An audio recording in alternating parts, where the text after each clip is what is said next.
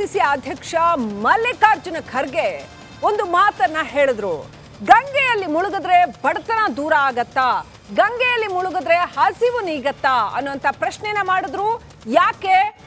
ಅಮಿತ್ ಶಾ, ಕೇಂದ್ರ ಗೃಹ ಸಚಿವ ಅಮಿತ್ ಶಾ ಇವತ್ತು ಕುಂಭಮೇಳದಲ್ಲಿ ಪುಣ್ಯ ಸ್ನಾನವನ್ನ ಮಾಡಿದ್ದಾರೆ ಅಂತ.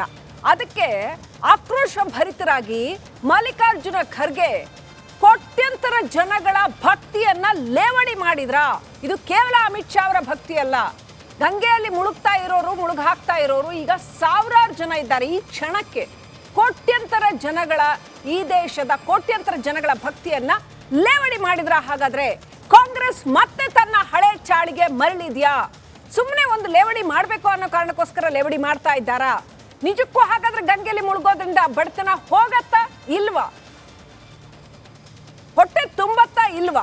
ಖಂಡಿತವಾಗ್ಲೂ ಅದನ್ನ ಹೇಳ್ತೀನಿ. ಇಡೀ ಕುಂಭಮೇಳದ ಆರ್ಥಿಕತೆ ಏನು ಅದನ್ನು ಕೂಡ ಮಾತಾಡೋಣ. ಅದಕ್ಕಿಂತ ಮುಂಚೆ ಈ ಕ್ಷಣದ ಹೆಡ್ಲೈನ್ಸ್.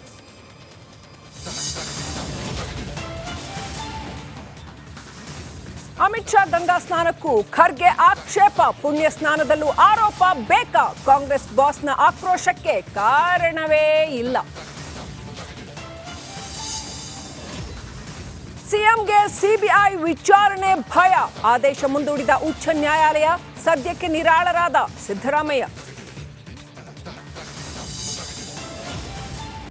ಸಿಎಂ ಪತ್ನಿ ಸಚಿವ ಭೈರತಿಗೆ ಇಡಿ ನೋಟಿಸ್ ಜಟ್ಟಾಪಟಿ. ಪಾರ್ವತಿ ಸಚಿವ ಸುರೇಶ್ಗೂ ತಾತ್ಕಾಲಿಕ ರಿಲೀಫ್ ಕೊಟ್ಟ ಹೈಕೋರ್ಟ್.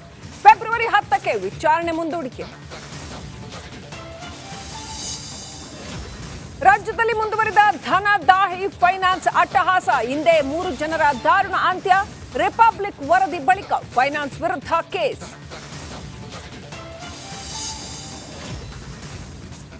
ವಕ್ಫ್ ಬೋರ್ಡ್ನ 14 ತಿದ್ದುಪಡಿ ಅಂಗೀಕಾರ. ಅನುಮೋದನೆ ಕೊಟ್ಟ ಜೆಪಿಸಿ ತಂಡ. ಪಾಲ್ ಸಮಿತಿ ವಿರುದ್ಧ ವಿಪಕ್ಷಗಳು ಕೆಂಡಾಮಂಡಲ.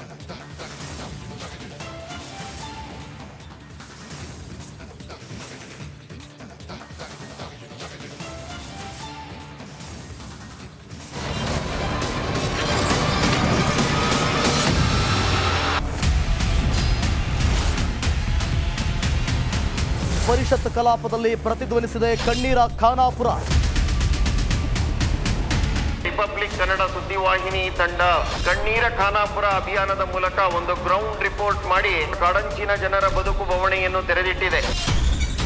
ಒಂದ್ಸಲಿ ವೋಟಿಂಗ್ ತಗೊಂಡ್ರೆ ಕೆಲಸ ಮುಗಿದ್ರಿ ಸರ್. ಹೆಣ್ಮಕ್ಳು ರಾತ್ರಿ ಹೊರಗಡೆ ಹೋಗೋದಕ್ಕೆ ಭಯ ಪಡ್ತಾರೆ. ಹೆಸರಿಗಷ್ಟೇ MLAಗಳು ರೊಕ್ಕ ಮಾಡ್ಕೊಂಡು ಹೊಂಟಾರ. ಜನರನ್ನ ಈ ರೀತಿ ಸ್ಟ್ರಕ್ಚರ್ಗಳ ಮೂಲಕ ತೆಗೆದುಕೊಂಡು ಹೋಗ್ತಾರೆ ಅಂತ ಹೇಳಿದ್ರೆ ನಮಗೆ ನಾಚಿಕೆ ಆಗಬೇಕು. ಒಂದೊಂದು ಪರಿವಾರಕ್ಕೆ 15 ಲಕ್ಷ ರೂಪಾಯಿ ಕೊಡ್ತೇವೆ. ಶಿಫ್ಟ್ ಮಾಡುವಂಥದ್ದಕ್ಕೆ ಸರ್ಕಾರ ಅನುಮೋದನೆ ಕೊಡ್ತದೆ ಅನ್ನುವಂಥ ಭರವಸೆಯನ್ನು ಕೊಟ್ಟಿದ್ದೇನೆ. ನಾವು ನಿರಂತರವಾಗಿ ಕಣ್ಣೀರ ಖಾನಾಪುರ ಅನ್ನೋ ಶೀರ್ಷಿಕೆ ಅಡಿಯಲ್ಲಿ ಮಾಡಿದಂತ ವರದಿ ಮ್ಯಾಸಿವ್ ಇಂಪ್ಯಾಕ್ಟ್ ಆಗಿದೆ. ರಿಪಬ್ಲಿಕ್ ಕನ್ನಡ, ಇದು ನಿಮ್ಮ ಧ್ವನಿ.